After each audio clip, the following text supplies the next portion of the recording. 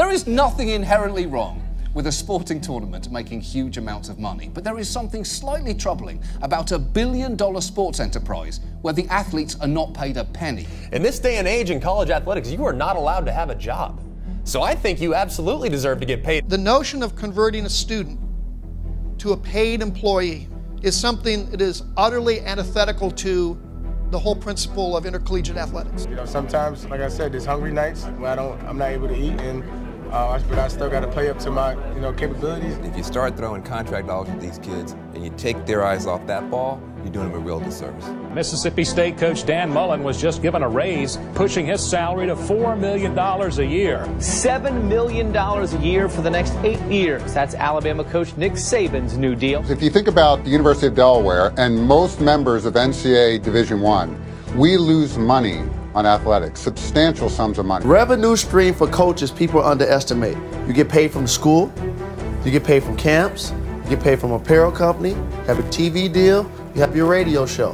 That's 5 revenue streams for the coach. So when I come into practice and I miss a couple of shots and I dribble it off my foot, and coach says, Jalen, what's going on with you? What's going on with me? My mother light's about to get cut off. That's my problem. Fact is, they're not employees, they're student athletes. The word crisis, do you accept that? What is the situation for college sports today?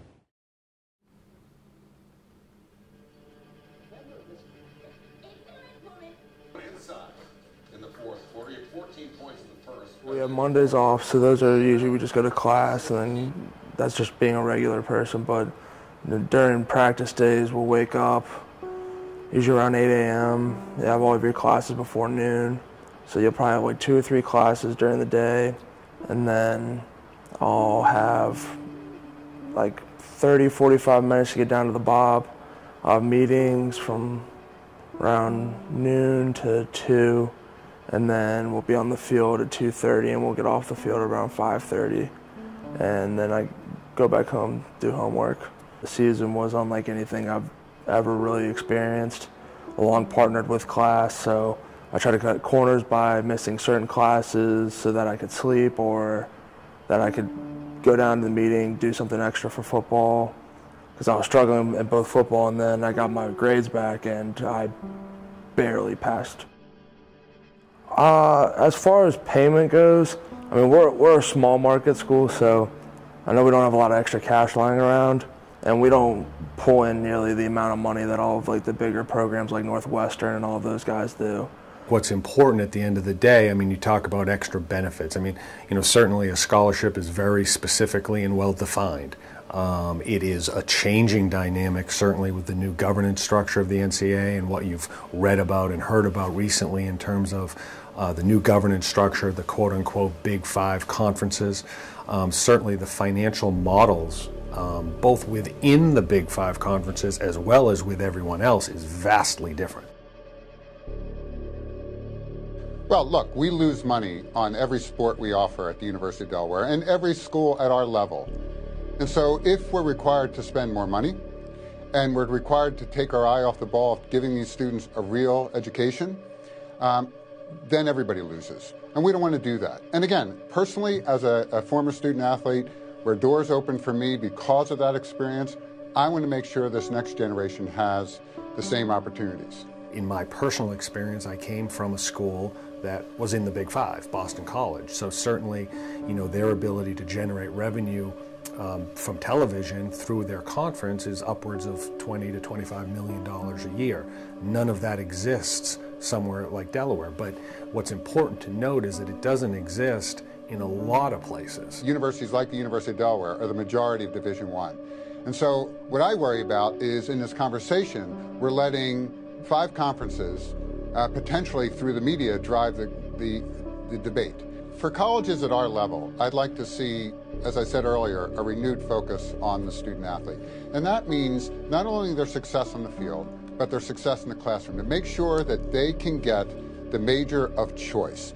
And sometimes we've set this up where it's a little difficult to do. We have geographically dispersed conferences where they're on planes or trains a lot. I think we need to start to create some consolidation at our level, geographic consolidation, so students aren't away from campus so much, so they can get that degree that involves a lab, that involves a research project. That's what I did when I was a student athlete, and that led me to the career I have today. Well, I have a couple buddies that went to bigger schools, and they were playing football there, and they said, my one buddy in particular, he went to Pitt, and he wanted to be a pre-nursing major. He was all about nursing, and Pitt is a really good and very competitive nursing school. And he said, he walked in the first day, and the student services representative was like, asked him, they said, well, what do you want to major in? And he said, oh, I want to go into nursing and stuff like that. She looked at his grades, and she said, the girl laughed at him and said, well, you're going to be a comm major. Here's your classes. So at a lot of the bigger schools, they restrict the majors that you're allowed to take based on how good of a student you are to begin with. And then if they think that you can't get the work done in your major, they tell you what major you're going to be. I would like to see them cover total cost of living over total cost of attendance. Let's say you get sick and they don't cover over-the-counter medicines to go and do that. So if you have to go buy a bunch of over-the-counter medicines in order to get better, they're not generally cheap. I mean, you could not pay your rent or be out of paying your electric bill or any other utility bill. And then that just snowballs because then you're taking money out from the next month and you don't have a job, so you can't recover back. You know, without football, I never would have gone to college. My family certainly didn't have college savings for any of us. I grew up in Section 8 housing as a child. And really, the first bed that I slept in that was my own was my dorm bed. You can't imagine the kinds of things that you resort to when you don't have money. Like, for instance, we got gear, right? BYU's a Nike school. It was then, it is now. And you got free gear, like lots of it. Shoes, shirts, track suits. And it wasn't unusual for us to go sell some of the stuff that we had to students on campus who, like, there were people in the dorms who had money. And they could go buy shoes at Foot Locker, but they wanted your shoes. They wanted the Nike BYU issued shoes that you had, that you were given. Or, you know, the shirts that we got weren't sold at the bookstore. They were, you know, issued to the university by Nike. And yeah, we sell that stuff. You know, I'm ashamed to say it, but that's what we had to do, because you couldn't work a job. You didn't have any money. My parents weren't sending me anything. Having a job outside, it's kind of strict. I mean, it's pretty much regulated through our football department because there's certain NCAA rules that you have to go abide by.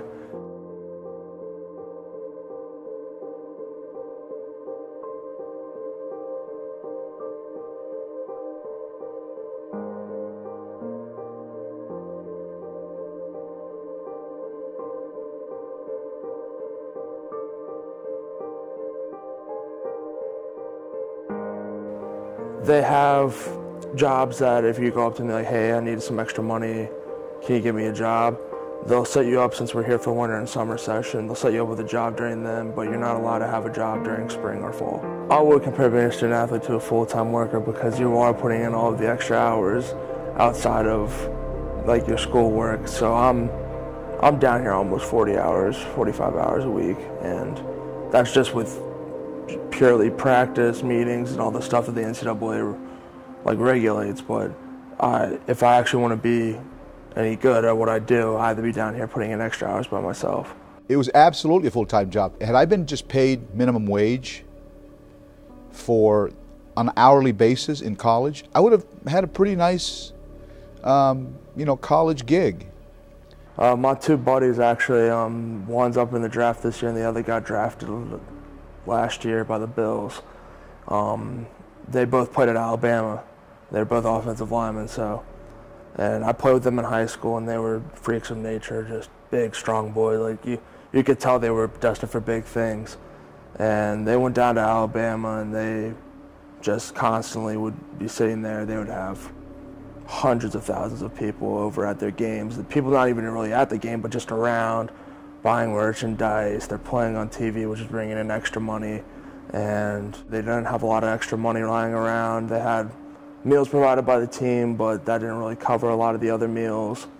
And then I see that Cyrus went in. He was a year before me.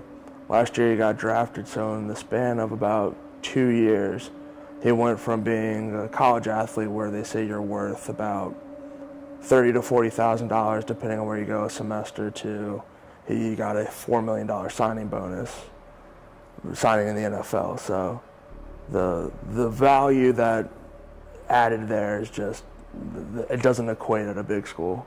The first couple nights I ate, because I remember as a high school kid going to school hungry, going to bed hungry, and going to school hungry.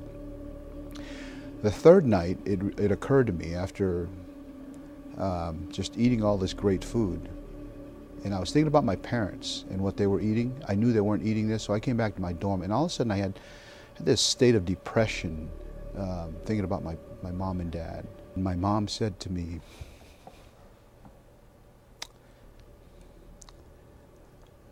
"You've earned that. So if you're full, we're full." And I've never forgotten that. Excuse me. There's a good number of schools within the Big Five that are not self-sustainable or self-supporting. They don't bring in enough money to cover their expenses. So I think a lot of times, because of the publicity and the way that the media covers college sports, they cover the Ohio States and the Michigans and a lot of those big schools that do in fact support themselves financially. And I think that there's a generalization that happens in the public that they assume that college sports on the wide range, that applies to a lot of other places, and it just doesn't. My college jersey was sold in the bookstore when I was in college. And I remember it was like, this is 30 years ago, and it was like it was like $50. Now it would probably be, I don't know, 80 or 100. But it was like $50 in 1984 to buy a Vaisi Kahema jersey at BYU in a bookstore. I couldn't go buy my own jersey. I couldn't pay for my own jersey. But my name was on it. It was printed on the back. But, you know, but somebody was making money on that. There's a means for young men and women to make money playing their sport, and it's called professional sports. The problem in this country is that in the biggest of the professional sports, and certainly the ones that get all the media exposure, they have self-imposed rules that prohibit the kids to come to them. In other words, the NBA, you can't go to the NBA out of high school. The league doesn't allow it. It has nothing to do with colleges. So it's a little misconstrued when the topic comes to the colleges or to the NCAA, why don't we pay them? Well, it has nothing to do with the universities. It has to do with if why isn't the NBA letting you go there and earn a living? That's where all of the controversy should be. It shouldn't be at the college level.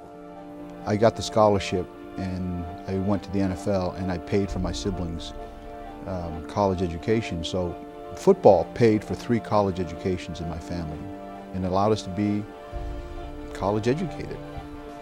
Well, a student athlete is exactly what it says. I mean, our kids, the 600 that we have each and every year here, are primarily students first. They're students at the University of Delaware, and the #1 goal that I have as athletic director is that all of them at one point in time walk across the stage out in Delaware Stadium with a degree from the University of Delaware.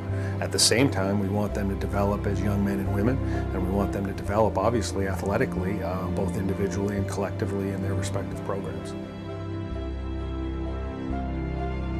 There's always 2 sides to everything, but I feel like there's a lot of universal truths about like all of this with compensation, how they should be treated, all the stuff that aren't being addressed and should be addressed. Probably the smarter thing to do, and with retrospect and with some wisdom, I would take the scholarship, because had I been given that cash, any 17-year-old would take the money, right? And you would be out of money by your second semester of your freshman year. So I'm glad I took the scholarship, and I'm glad I got the scholarship, and I'm glad I didn't have the choice. But it's an intriguing question.